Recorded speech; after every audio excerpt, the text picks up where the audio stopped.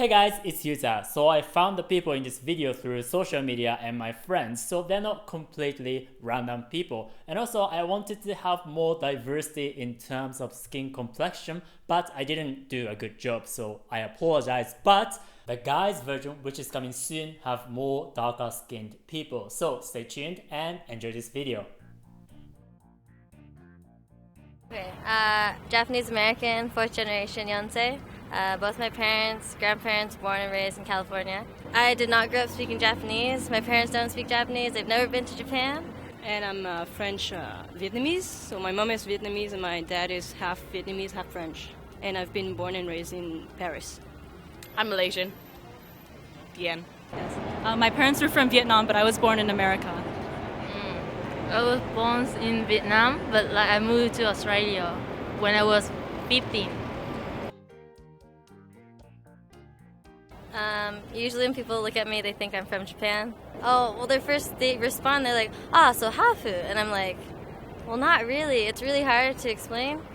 And so sometimes I just say I'm from Hawaii, and then people accept that, and then the conversation continues. So. You're not from Hawaii? I have relatives in Hawaii. Well, I got a lot of people asking me if I was half, because maybe I think it's my hair as well, because I'm always dyeing it, and yeah, they are actually really surprised when I'm saying that I'm French, because I don't have a French accent. So Philippines. I got Philippines, China, and Singapore. But when I start talking, they would think oh wait, you're from America, right? I'm like, no, never been there. I've gotten Hong Kong a lot. Why is that? I have no idea. You look Cantonese. Thank you. I'm doing Eikaiwa, so they... Teaching? Yeah, teaching. So the first time they thought I'm Japanese. And then they guess I'm Chinese. And then Taiwanese, Hong Kongese. When I'm just sitting there or standing there, they assume I'm Japanese until I open my mouth and they know. It's been good and bad at the same time. If I'm trying to talk to the train conductor, trying to ask them which way this train's going, a lot of times they'll blow me off. But with my Caucasian friends, they kind of run up to them and say, "Oh, do you need anything?" It's a really different response. And then when I'm in the Inaka, I live in a really small town, so doing small parking my bike or something, I'll ask a question in broken Japanese, and they kind of look at me and tell me "Oh, you're so stupid," in Japanese. I say, "Oh, you're so stupid. Why don't you know Japanese?" And that kind of stuff happens sometimes. Not all the time, but I remember those things. So it's good and bad, I think. Well, we don't see it, but I have a lot of tattoos. So in the summer, for example, I'm wearing shorts and my tattoos show. So yeah, people assume because I'm Asian, they assume I'm kind of Japanese and so yeah, they look me really way she's she has tattoos and everything. So there's bad and good things, but most of the time it's a good experience. So Do you think there's any difference between being Asian American and Asian French? I don't know why, but Japanese love French for some reason. And so yeah, when I say I'm French, they're like, "Oh wow," and yeah, they're really excited. Apparently, people say that I look like Japanese, so I don't really have any issues or any extra treatment based on my looks as an Asian. But when I walk into a restaurant, for example, if I try to order food, then and I'm with my Caucasian friends, for example, and they can speak better Japanese than I do, most of the time the waiter or waitresses, they would look at me expecting me to speak Japanese compared to them.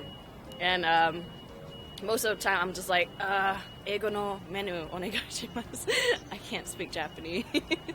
When they find out that I'm not Japanese, it's mostly the same. I don't get treated differently. Everyone's really nice here. Yeah. A tough one. Do you want to answer first? Okay, so I feel really normal. Until I opened my mouth, until I couldn't speak, until my accent is different. They try to speak English to me.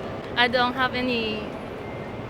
experience any discrimination I live with Japanese now because I live in a share house. So they're Japanese, Korean, Chinese, yeah, and they're really nice. They don't treat me differently, no. That make a stereotype of Vietnamese student. They come here only for working. They not focus on study, make money for making money. So when they met me for the first time, they was like, you have to focus on study. Like study is the most important. Like you shouldn't work like that. I get many comments on my YouTube channel saying that Japanese people look down Down with- on Southeast Asian people. Because my appearance is really East Asian. So even they talk to me, they know where I'm from, but when they talk to me, like my appearance is different. So they treat me not that differently. When you tell them that you're Vietnamese, They're normal. Like, yeah, I don't have any. They don't. I Yeah. think Japanese tatemae is very strong. Like, I'm not very good at picking up on emotions easily, so if they are judging me, then I wouldn't be able to guess so easily. It seems like everybody here is very polite, so. Maybe I'm lucky because people who I met, they really nice to me. Yeah, they're open-minded. They was like, oh, Vietnam, like I really like the Vietnamese food. Like, I think like I love Japanese food. Vietnamese food is the best, like that. So I don't have any. I found myself more Asian than Western. So when I talk to Japanese, I feel like I talk to my people. What am I talking about? We understand each other more than I talk to our Caucasian friends. Yeah, that's what I noticed. I'm not aware of having made a huge cultural mistake yet, but just daily things in life, so paying the bills, or I feel like a burden on the people working because it's hard to communicate in Japanese. It stops communication, like the more countryside areas of Japan. So I'm trying to learn Japanese. So I'm working here in Japan, and before working in the company I'm working in now, I had a lot of interviews, and there's some things like you're supposed to do, like bow a lot for sure, and for example, you need to wait for the interviewer to ask you to sit, so you have to sit after him, and I didn't know that, so I sat before him, and it shows on their face it's not really good, For Japanese, arriving on time, you're already late, so so you have to be a little bit 5 minutes early. earlier. Yeah. So that kind of mistakes, but I didn't think I did a big mistakes.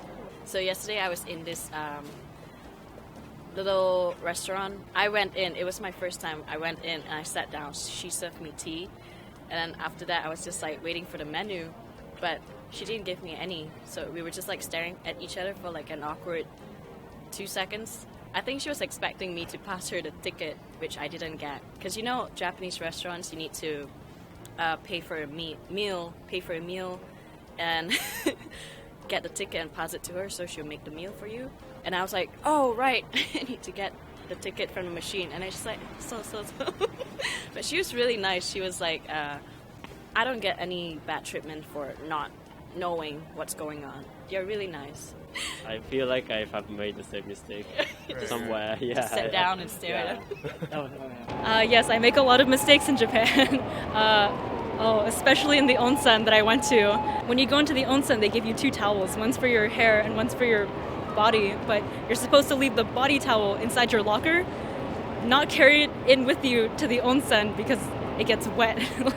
It's very moist and foggy and inside the onsen. You're supposed to leave everything inside the locker. And usually Japanese women cover their chest when they sit in the onsen, and I didn't. So that was embarrassing. It's all implicit. You have to look around at what everybody else is doing. Oh yeah, also, I have long hair. You're supposed to tie it up before you get into the onsen, but nobody told me. So I wish they told me. I'm very open to suggestions. Yeah.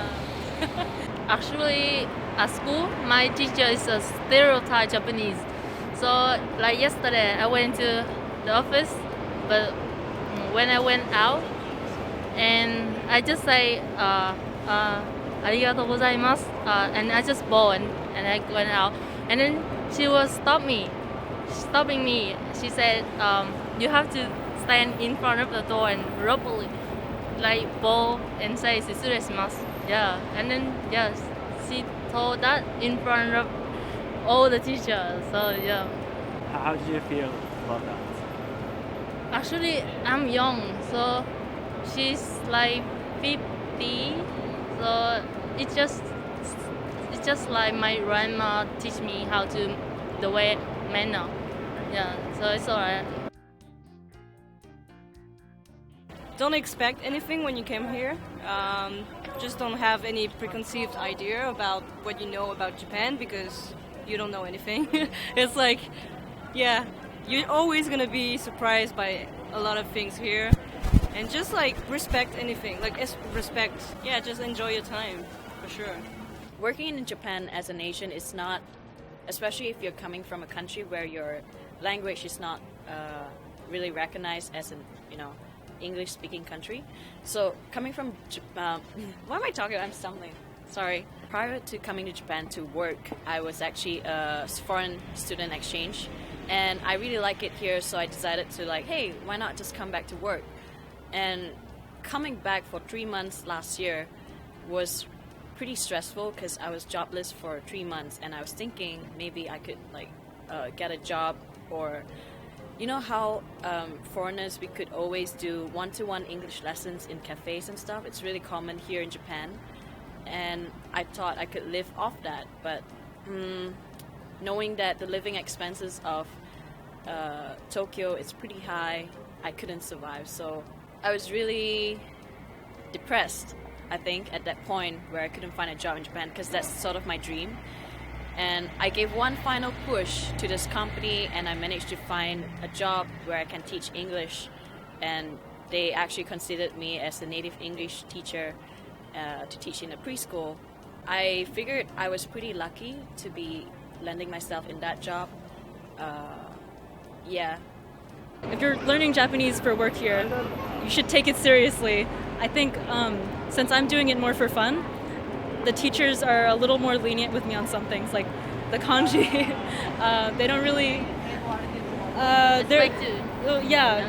They're a little bit more lenient with me as opposed to the Chinese and Korean students who need it for work more than I do. They're very strict, so my advice is don't fuck around.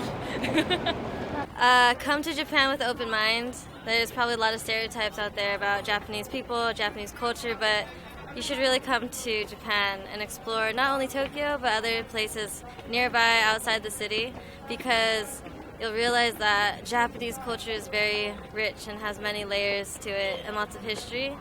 I think you'll learn a lot more about the thinking behind people who live here if you do speak the language, but if not, you still have a great time. So come to Japan.